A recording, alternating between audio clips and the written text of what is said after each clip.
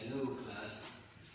Today our topic is going to be forces and movement, and our focus is going to be on force today. Who can tell me exactly what I am demonstrating right now?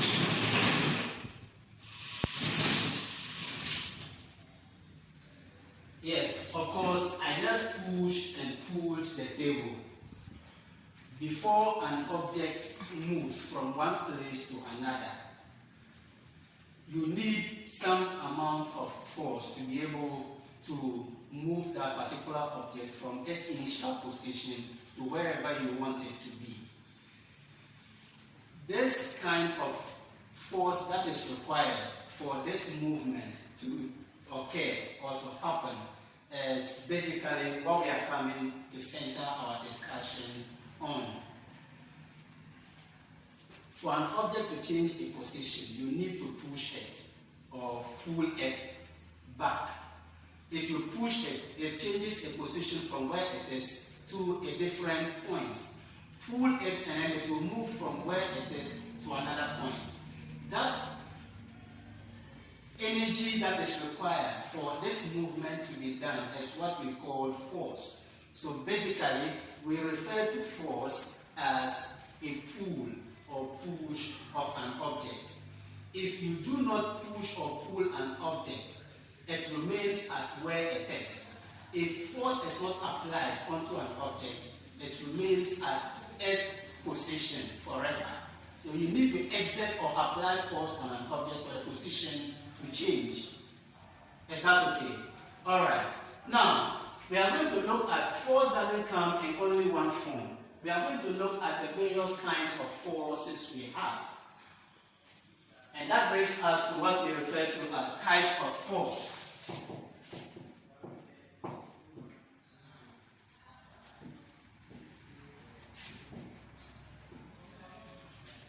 Basically, I am going to limit you to 5 main kinds of force. 1, we have what we refer to as frictional force.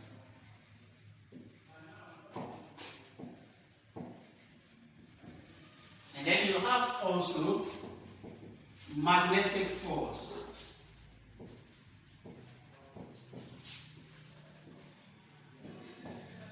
We have elastic force.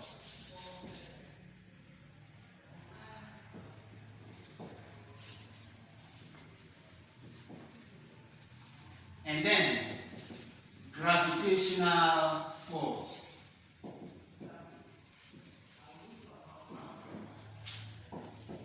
We have the last type that is referred to as force of compression.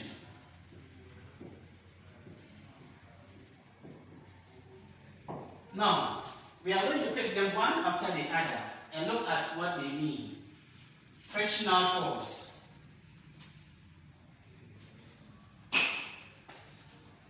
I want you to put your 2 palms together and let's demonstrate something. Rub it as fast or as quick as possible and let's see. How does it feel? Obviously, it feels warm, isn't it?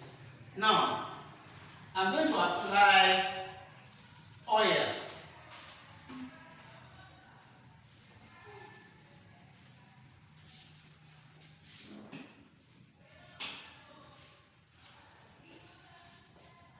Let's rub again. How does it feel? It feels very normal and also moves as very fast as compared to the first rubbing we did, isn't it? Alright, now this demonstrates that friction is at work when 2 surfaces come into contact with each other. Is that okay? So we basically refer to friction as a type of force. The first rubbing, you experience warmth, isn't it? What it means is that there is a certain force, or there was a certain force between the 2 palms that was dragging or working against the rubbing of the palms.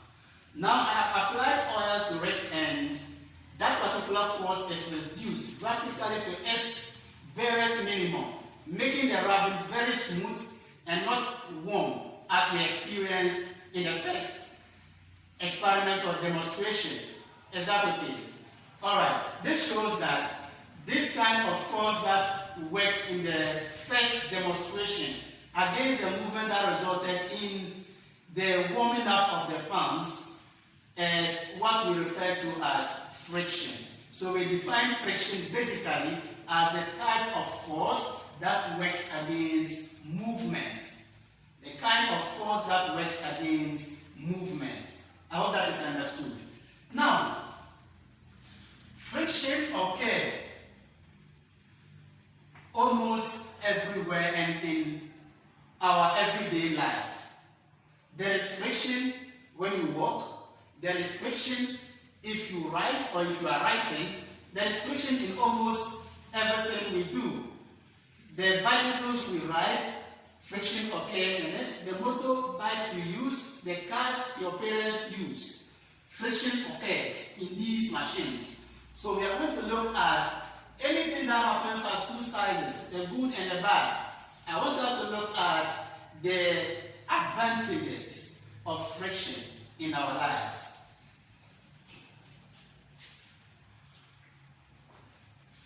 So, advantages of friction or frictional force. Now, one of the importance, the advantages are also the same as the importance. One of the importance or advantages of friction is that it enables you and I to walk. You walk and don't slip off because there is friction between the sole of your sandals or even your foot. If you are walking barefooted, there is friction between your foot and that of the surface you are walking on. So that kind of friction enables you to walk without slipping off. Is that okay? So that is the first point.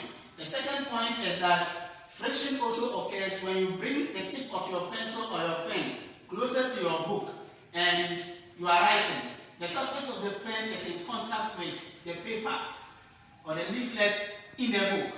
So that enables you to write. If there is no friction, the pen will slip off and you wouldn't be able to write anything. So there is friction. Friction enables you to write. That is the second point. Friction also helps to slow down moving objects or moving machines. If an object, let's take your bicycles for instance. Those of you who use bicycles at home, assuming you pick a bicycle and you are riding, you ride at the top speed and you don't apply brakes. The bicycle keeps going, isn't it? But as soon as you apply brakes, it begins to slow down and at a point it stands still. That is friction at work. There is friction between the brakes and that of the tires of your bicycle. So the brakes helps in holding the tires slowly until it comes to rest or until it comes to a stop. Is that okay? So we say friction enables moving machines to slow down. 3. Friction also, let's pause there. Alright, let's now look at the disadvantages of friction.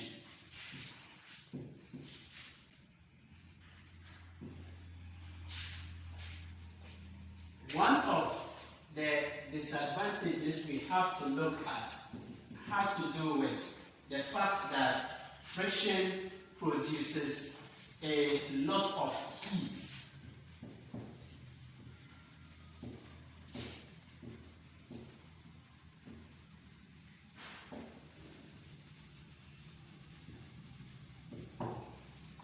Now, we demonstrated something earlier on where I asked you to put your palms together and then rub. In the first demonstration, you realized your palms felt warm, isn't it?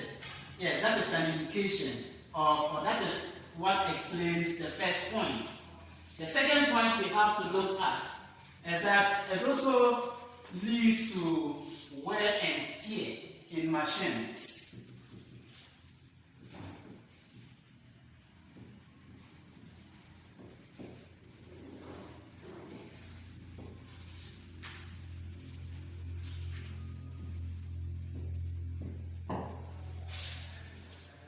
You have your bicycle with new tires on it, and you keep riding. After a certain number of months later, you begin to experience flat tires here and there. It is an indication that the tires are no more good, and this is as a result of friction. This doesn't only happen to moving machines, but also to you and I. Let's take the sandals you wear around, what you wear to school, your shoes that you wear to school. You use it for a term or two, and you will be requesting for another new set of shoes for yourself, because you wouldn't be able to walk well with those shoes, simply because friction has resulted in the depreciation of the shoes, especially the part that is in contact with the surface, that is the sole. 3.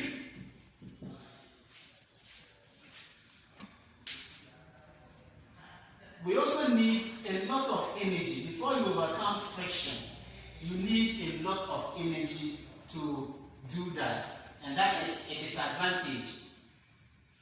So we say friction, a lot of energy is needed in overcoming friction.